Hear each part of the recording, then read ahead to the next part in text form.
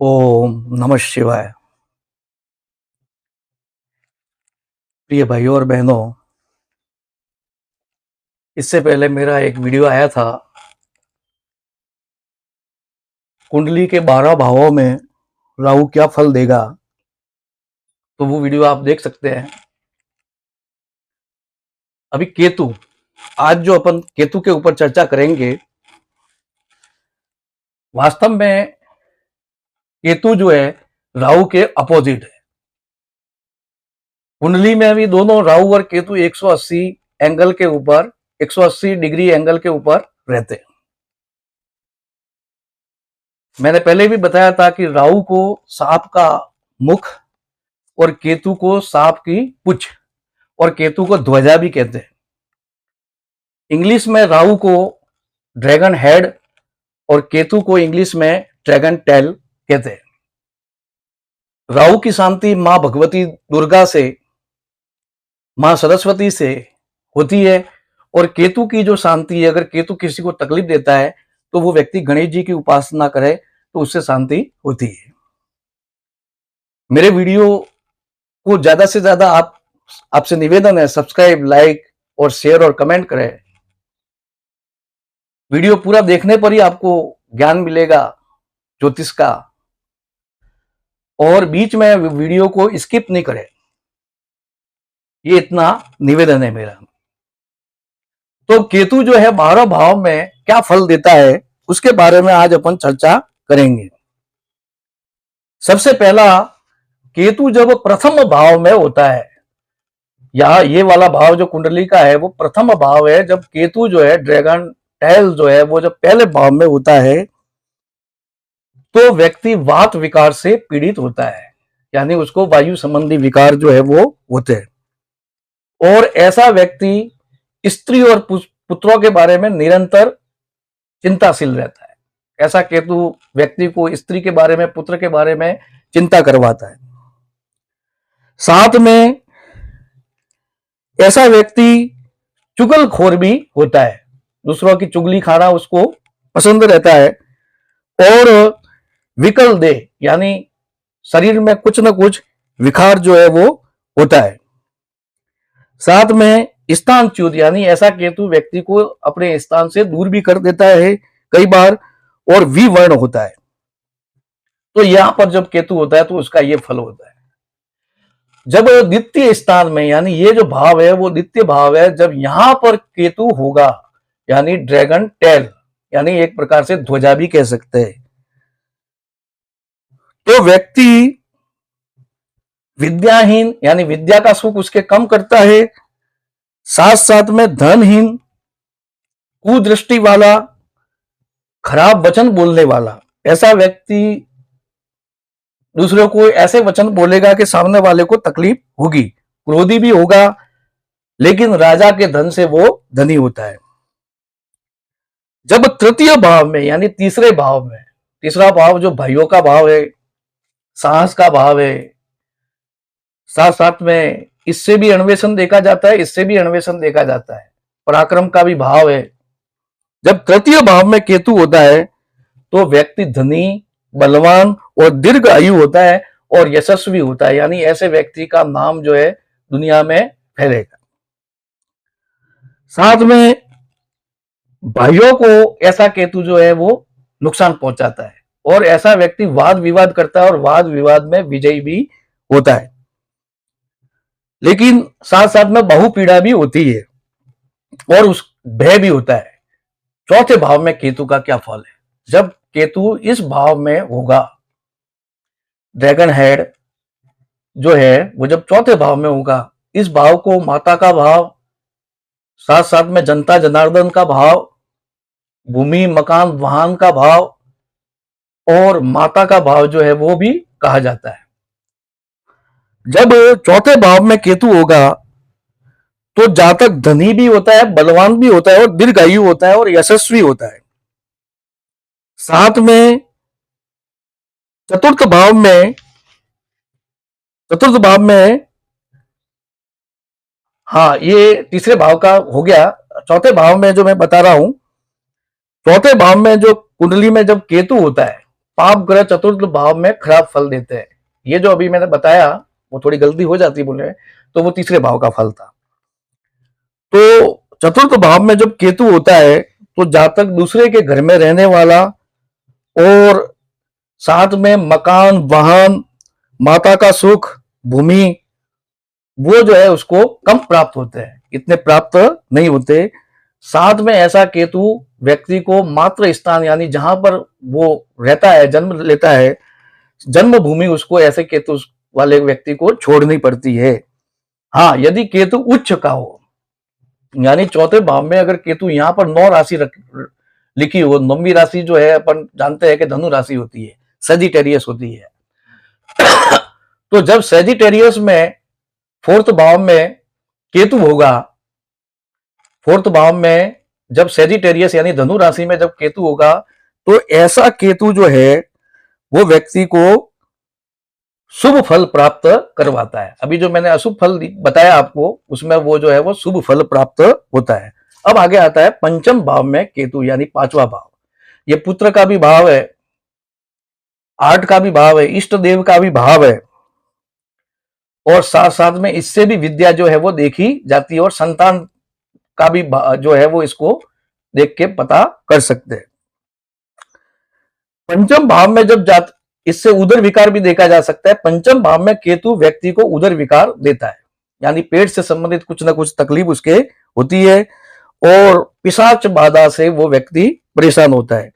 किसी न किसी तरह से वो व्यक्ति बाधा प्राप्त करता है और जातक खल प्रकृति का होता है यानी चालाक होता है यानी। और केतु का पांचवें भाव में रहना पुत्र क्षय भी करता है यानी पुत्र को नुकसान भी करवाता है। ऐसा केतु जिस व्यक्ति के पांचवें भाव में केतु है तो उसको पुत्र से संबंधित कोई ना कोई तकलीफ जो है व्यक्ति को होती है।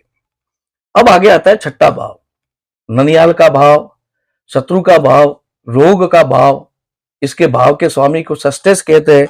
जब केतु षष्ठम भाव में हो यानी छठे भाव में हो, 1 2 3 4 5 और 6 छठे भाव में हो तो व्यक्ति शत्रु का नाशक होता है यानी शत्रु का नाश करने वाला होता है।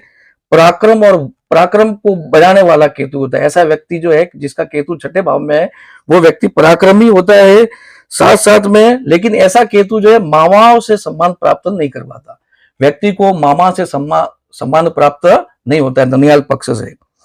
साथ में ऐसे व्यक्ति को गाय, भैंस, घोड़ा जो चौपाए होते हैं, चौपाए जो है उनसे जो है चार पैर वाले जितने भी जानवर है उनसे उसको सुख प्राप्त होता है, उसमें भी जो पालतू जानवर है। और ऐसा व्यक्ति जातक उदार प्रकृति का भी होता है, उत्तम गुण वाला होता है, विख्यात होता है यानी उसका नाम फैलता है और शत्रुओं का नाश करने वाला होता है। अब आगे आता है सातवें भाव में केतु।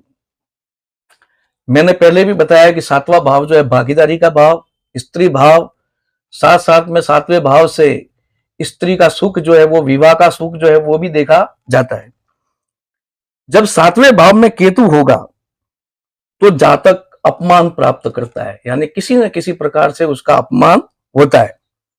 साथ साथ में ऐसा व्यक्ति व्याभिचारी भी होता है। व्याभिचारी जो स्त्री होती है उनके साथ में ऐसा संपर्क हो सकता है और ऐसे व्यक्ति को पत्नी पक्ष से वियोग होता है, पत्नी से किसी न किसी प्रकार की अनबन चलती रहती है। आंत का रोग जो है उसको होता है और साथ में पत्नी से कष्ट भी मिलता है और पत्नी जो है वो रोगिणी भी होती है। किसी न किसी प्रकार से ये ऐसा केतु सातवें भाव में पत्नी को रोगी जो है वो बनाता है और जातक को सफर की चिंता, किसी न किसी की यात्रा की जो है वो चिंता बनी रहती है। आठवें भाव में केतु, आयु का भाव जो है अष्टम भाव, 8 जो है वो प्लेस है। तो इस भाव में जो केतु क्या फल देता है, आठवें भाव में जब केतु होगा तो प्रियजनों से ऐसा व्यक्ति विरह प्राप्त करता है यानी प्रियजनों से कुछ न कुछ उसके तकलीफ रहती है। कलाकारी, ऐसा व्यक्ति कलाकारी भी होता है और अल्पायु बनाता है ऐसा व्यक्ति केतु।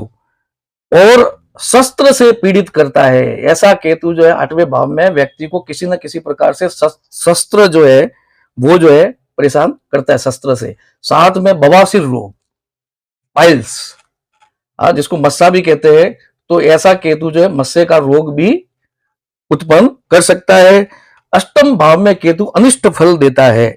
लेकिन अगर केतु इस भाव में, अगर यहां पर इस भाव में, यहां पर यह भाव बता रहा है, लेकिन यहां पर अगर मान लो कि मेष, वृषभ, मिथुन, कन्या और वृश्चिक राशि हो और उसमें अगर केतु हो, तो जो है वो केतु जो है वो अच्छा फल देता है, यानी धन लाभ कराता है। यानी कहने का मतलब इस भाव में 1 अंक लिखा हो जो मेष का, 2 अंक वृषभ का, 3 अंक जो है वो मिथुन का, 3 जो है 6 अंक जो है कन्या का, और 8वां अंक अगर लिखा हो तो 8वीं राशि वृश्चिक है, तो वहां पर जब केतु होगा तो वो अच्छा धन लाभ कराता है।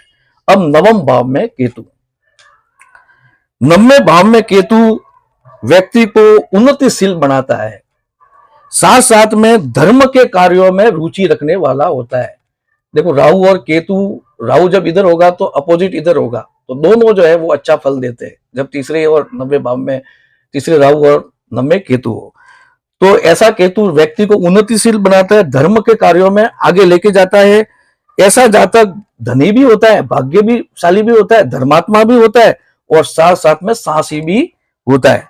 भाग्य में ऐसे जब केतु जब नवम भाव में होता है, धर्म के भाव में, तो 30 वर्ष के बाद में जो है इसका भाग्य में वृद्धि होती है। अब दसम भाव में केतु, 10वें भाव में केतु होगा तो जातक के सत्कर्म में कुछ ना कुछ विघ्न आता है, यानी वो जब अच्छा काम करने जाता है तो कुछ ना कुछ जो है उसके कार्य में विघ्न जो है वो आता है। लेकिन ऐसा व्यक्ति तेजस्वी होता है, चेहरे पर उसके बहुत तेज होता है, साथ साथ में ऐसा व्यक्ति सूरवीर भी होता है, डरता नहीं है किसी से, यानी सूरवीर जो है वो होता है। लेकिन ऐसा ये पितृ स्थान भी कहा जाता है, लेकिन यहां पर केतु जो है पितृ सुख में जो है वो कमी करता है। अब ऐसा व्यक्ति के 48 वर्ष के पश्चात, जब दसम भाव में केतु हो तो 48 वर्ष के पश्चात जो है उसका पराक्रम में वृद्धि होती है। यदि यहां पर कन्या राशि हो, वृषभ राशि हो दसम भाव में, या वृश्चिक राशि की हो, तो ऐसा केतु जो है कन्या राशि, वृषभ राशि और वृश्चिक राशि, तो ऐसा केतु जो है वो राहु का ये सॉरी तो ऐसा केतु जो है वो शत्रुओं का जो है वो विनाश करता है। अब आगे आता है एकादश, एकादश भाव में कोई भी ग्रह जो है वो अच्छा माना जाता है और केतु भी अच्छा ही माना जाएगा लगभग। तो अपन देखेंगे एकादश भाव में जब केतु हो तो जातक उत्तम द्रव्य वाला, द्रव्य संग्रह करने वाला, साथ साथ में अपन कहेंगे तो साथ साथ में द्रव्य संग्रह करने वाला, ऐसे जातक के पास में भोग्य पदार्थ भी रहेंगे और हर प्रकार के कार्य में उसको सिद्धि प्राप्त होती है जब एकादश भाव में केतु होगा। द्वादश भाव में केतु, वैसे तो द्वादश केतु को मोक्ष का कारक भी माना जाता है और 12वां भाव जो मोक्ष का स्थान है, जेल का स्थान है, शयन का स्थान है, व्यय का स्थान है, जब 12वें भाव में केतु होता है तो कहते हैं कि उस जातक को मोक्ष मिलता है। ज्यादातर साधु संतों की कुंडली में केतु जो है वो मोक्ष, या व्यक्ति की कुंडली में भी केतु जो है मोक्ष स्थान में यानी 12वें भाव में रहता है। लेकिन यहां पर यह व्यक्ति, दूसरा जो है उसके खराब गुण ये है कि ऐसा व्यक्ति गुप्त रूप में पाप करने वाला हो सकता है और दुष्कर्मों में, खराब कामों में वो व्यक्ति जो है वो धन का खर्चा करेगा।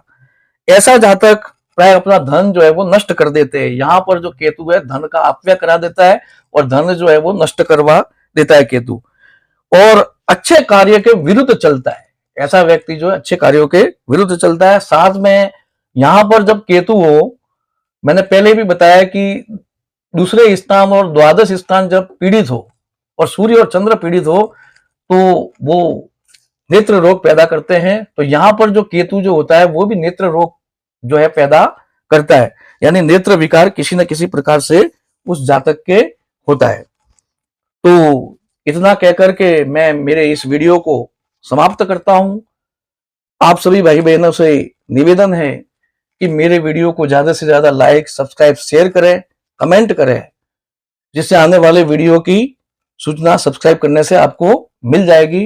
और भी ज्योतिष के ऊपर, अध्यात्म के ऊपर, पामिस्ट्री के ऊपर, हस्तरेखा, उसके ऊपर और भी अच्छे अच्छे वीडियो आएंगे।